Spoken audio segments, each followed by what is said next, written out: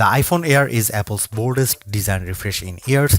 It is almost impossibly thin at 5.64mm, yet still sturdy thanks to the use of titanium and ceramic shield.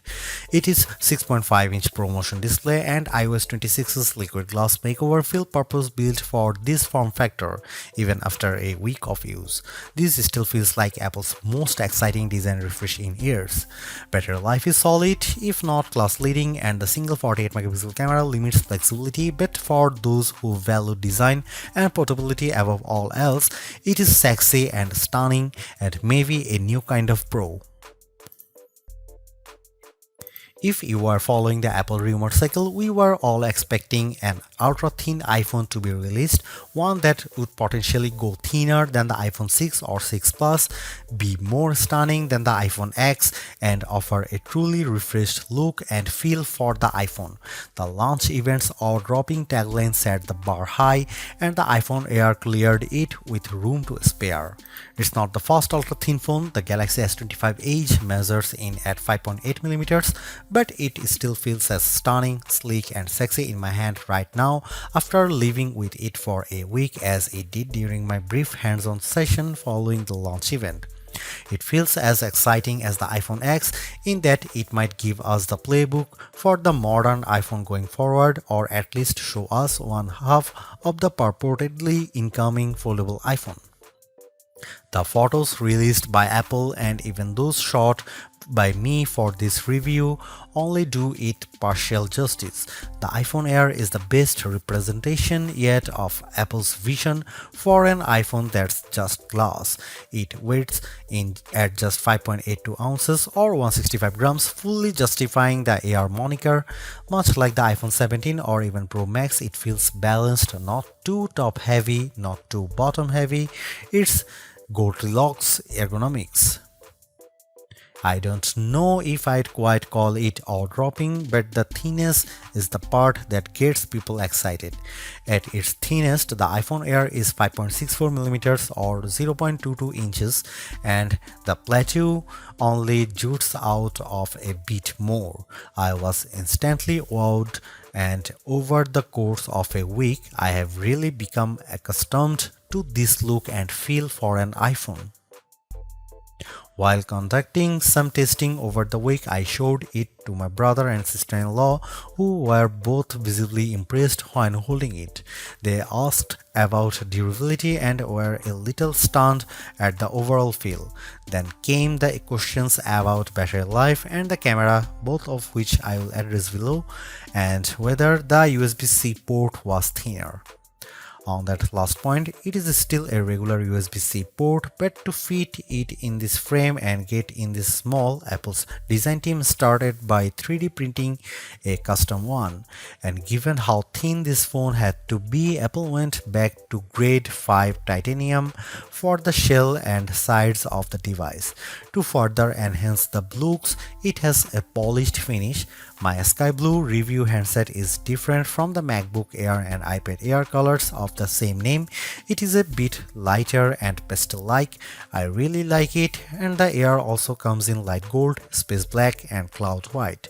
While the innermost layer of the iPhone Air sandwich is made of that strong titanium, which can bend slightly under pressure but is designed to spring back, it's topped and bottomed with glass and glass ceramic, specifically Ceramic Shield 2 on the front and the Ceramic Shield on the back.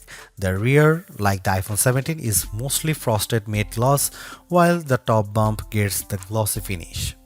Apple says the Air is 3 times more scratch resistant on the front, so I've still been careful sliding this in and out of my front or rear jeans pockets, and the back is 4 times more crack resistant. It also has the same IP68 rating for resistance to dust and water as the iPhone 17, 17 Pro and 17 Pro Max. It survived a light drizzle shortly after I unboxed it in Apple Park. The weather's been wet in my home state of Jersey, and the Air has shown no issues on being used in rain or surviving a dunk test. Even given the extreme thinness here, you still get the usual buttons you would expect on an iPhone. Camera control has been redesigned to live on the right hand side, and it's slightly thinner but about the same length as on other iPhones. The power or sleep button sits slightly higher on the side with the action button, volume up and volume down on the left. The main mono speaker lives at the top of some microphones, and there are two other microphones either side of the USB-C port on the bottom. This design does, as mentioned, only leave room for a single camera and likely a smaller battery inside, but Apple has also dropped the SIM card slot worldwide and opted for eSIM to save some space. The iPhone Air is stunning, attracts a lot of admiring glances, and feels like biggest refresh in iPhone design we have seen in a while. Yes, it's the same key parts, just compressed, but in use it feels like the perfect showcase for iOS 26. If you are after Apple's best design this year, I think it is clearly the iPhone Air. I have a feeling that the design team at Apple knew the Air was on the roadmap when designing the liquid glass.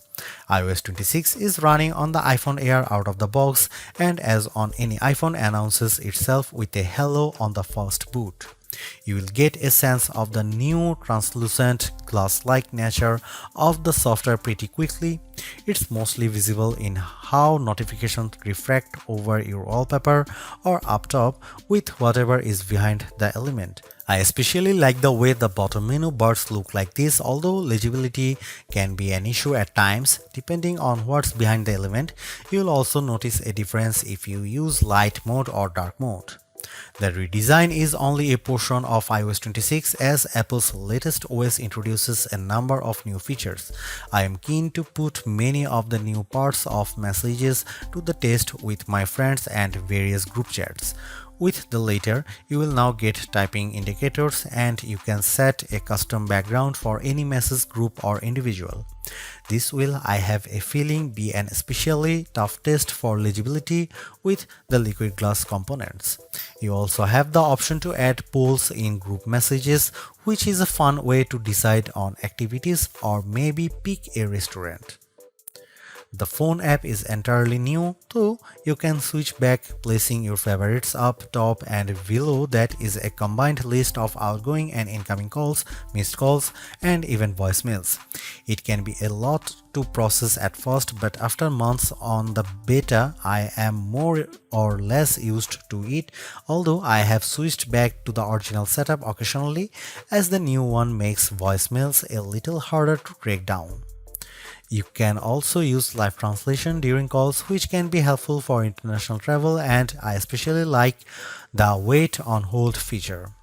Visual intelligence, which is engaged with a long press of camera control, is a bit smarter here, and now identify events to add your calendar and integrate with apps that add support with the API. However, we are still waiting on the full AI-powered Siri, and many of the new Apple Intelligence features aren't front and center here. This is where the compromises necessitated by the iPhone Air's unfeasibly thin design begin. The iPhone Air only features a single 48-megapixel fusion camera on the back. It can shoot at 1x, a sensor crop in 2x, or a maximum digital 10x, but the quality falls off noticeably with the latter. I'll cut to the chase here. If you are after the iPhone with the best cameras or even just some variety for shooting, this is probably not it. Here are some camera samples of the new iPhone Air.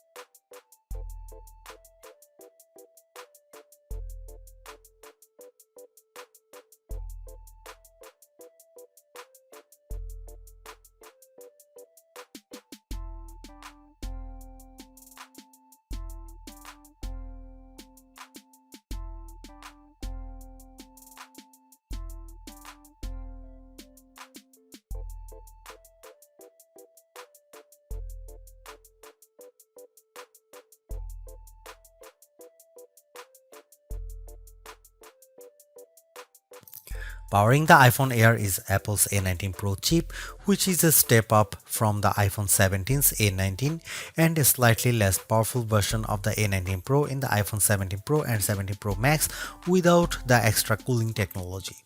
The A19 Pro here is a 6-core CPU with 2 performance and 4 efficiency cores, a 5-core GPU and a 16-core neural engine.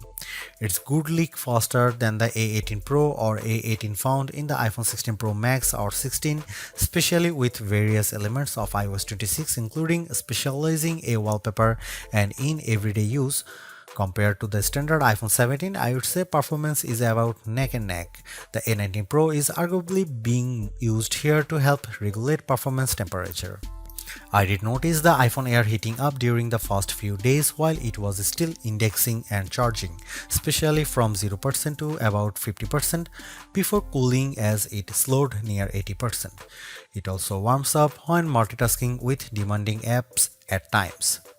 For example, if I am on a call and launch a game like Asphalt 9, the area around the camera housing on the rear can get noticeably warm, though it cools quickly as performance regulates. The heat doesn't spread below the Apple logo, and a case like Apple's bumper or clear option helps keep it from your fingertips. Keep in mind that basically all the components do live in the plateau, including the silicone, so it makes sense that the area does heat up. When it comes to non-gaming tasks, though, the iPhone Air handles everything well and delivers strong performance while keeping cool. That was the case with my daily workflow consisting of calls, audio and FaceTime as well as mail, Gmail, Slack, Safari, Chrome, Edits, CapCut, the camera and the other apps. Even with creating a Genmoji or using Image Playground or another facet of Apple Intelligence, the iPhone Air didn't get especially warm. In terms of quantitative testing, the iPhone Air scored slightly higher than the iPhone 17 on Geekbench 6.5 at 3723 on single-core and 9665 on multi-core. That's in line with smartphones at this price range, though as we noted in our Galaxy S25 Edge review, that phone has a thermal solution for keeping things cool. We can only guess at the iPhone Air's battery size for now as Apple doesn't officially release those numbers. It is clear though that the company has squeezed as large a cell as possible inside this ultra slim smartphone. Instead of capacity, Apple provides viewing estimates up to 27 hours of downloaded video playback and 22 hours of streaming. With the $99 MagSafe battery attached, those numbers rise to 40 and 35 hours respectively, about a 65% boost. In my experience, the iPhone Air generally lasts through a workday 6 to 8 hours depending on use. That's behind the iPhone 17, 17 Pro and 17 Pro Max, but it still meets Apple's all-day standard.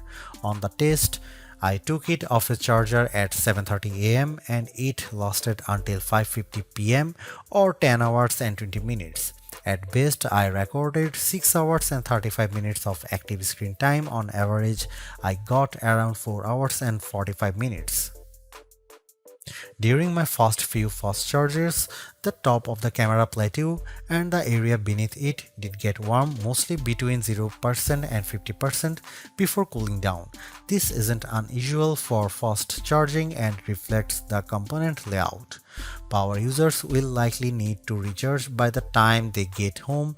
Apple's slim MagSafe battery nearly matches the Air's profile, adding only a bit more thickness than the camera bump.